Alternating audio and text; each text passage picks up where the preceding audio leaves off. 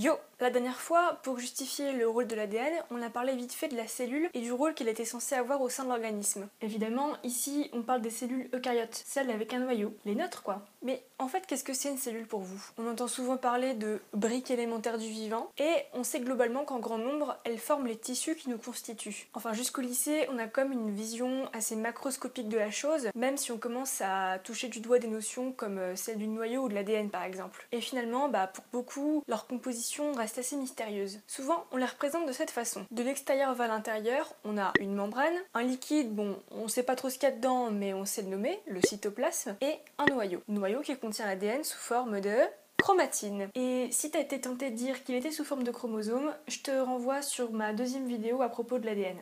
Vous vous doutez bien que ce schéma, il est simplifié au max. Et c'est vrai que j'aurais plusieurs choses à y redire. Tout d'abord, ici la cellule, elle est ronde, ce qui est quand même loin de représenter tous les types cellulaires. On en a plus de 200 différents. Certaines sont globalement rondes, les monocytes, des cellules de l'immunité, d'autres en forme d'étoile, les astrocytes dans le cerveau, ou encore d'autres en forme de briques. Les cellules dites pavimenteuses dans l'épiderme. En fait, tout dépend du tissu qu'elles constituent et de leur rôle. Bon, en ce qui concerne la membrane, on va pas s'étendre dessus 5000 ans, mais bon, juste pour que vous l'ayez vu, si on zoome, on s'aperçoit qu'elle est double. Donc en fait, c'est un double feuillet dans lequel s'enchâssent des protéines et des glucides et qui est lui-même composé de phospholipides. Dans phospholipides, il y a le mot lipide. Tant qu'on parle de ça, je vais juste en placer une vite fait. Il faut surtout pas couper les lipides dans l'alimentation. Et oui, même quand on fait un régime, parce qu'il joue un rôle hyper important, entre autres au niveau structural. Et pour terminer, et ce sera le point principal de cette vidéo, le cytoplasme, c'est quoi au juste? C'est seulement un liquide ou il y a quand même quelque chose à l'intérieur dont on nous a pas parlé? Je vous rappelle que la cellule, elle est censée intégrer les informations qui proviennent de son environnement et produire une réponse adéquate. Grossièrement, ça passe par la production de protéines ayant différents rôles, et ça, encore une fois, on l'a expliqué dans la vidéo sur l'ADN. Partant de ça, on comprend que le job principal de la cellule, c'est de produire des protéines, et sa structure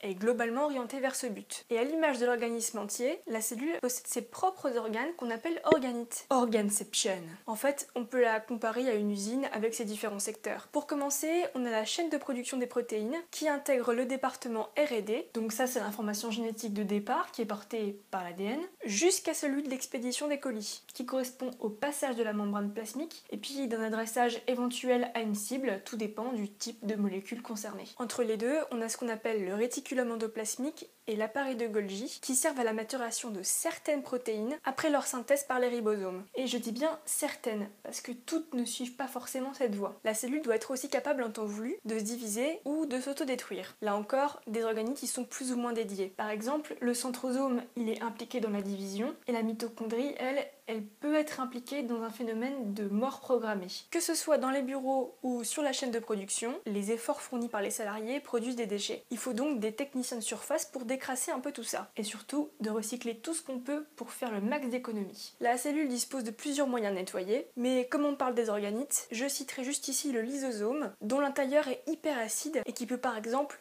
dégrader des protéines qui servent pas ou plus. Ah, que serait ce magnifique tableau capitaliste sans une monnaie d'échange? Tout travail mérite salaire. Et mon petit doigt me dit qu'il vaut mieux pas essayer de la mettre en travers à syndiquer là-bas, qui compte bien s'acheter son écran plat à la fin du mois. Mais pas de panique, chaque cellule a ses machines à billets, j'ai nommé les mitochondries. C'est elles qui sont préposées à la synthèse d'ATP, une molécule sans laquelle pratiquement aucune réaction ne pourrait avoir lieu. Alors, tous les organites sont passionnants, mais je crois que la mitochondrie, c'est vraiment mon préféré. Fun fact, c'est uniquement celles de la mère qui sont transmises à l'enfant. Eh bah tu vois maman, t'arrêtes pas de dire que j'ai tout pris de papa. Bien évidemment, sur un sujet aussi vaste que celui de la cellule, on peut pas vraiment être exhaustif, surtout en 5 minutes. Pour dire, il y en a certains qui passent leur vie entière sur un organite. Alors bon, avec cette vidéo, je voulais surtout montrer que même si c'est hyper complexe, rien n'est illogique et tout est terriblement bien organisé. C'est juste une petite introduction au sujet, mais je vous assure que plus on en sait et plus on reste ébahi devant ça quoi. Voilà, j'espère que cette vidéo t'a plu. Tu peux mettre un pouce vers le haut, tu peux partager avec tes potes et moi je te dis à la semaine prochaine.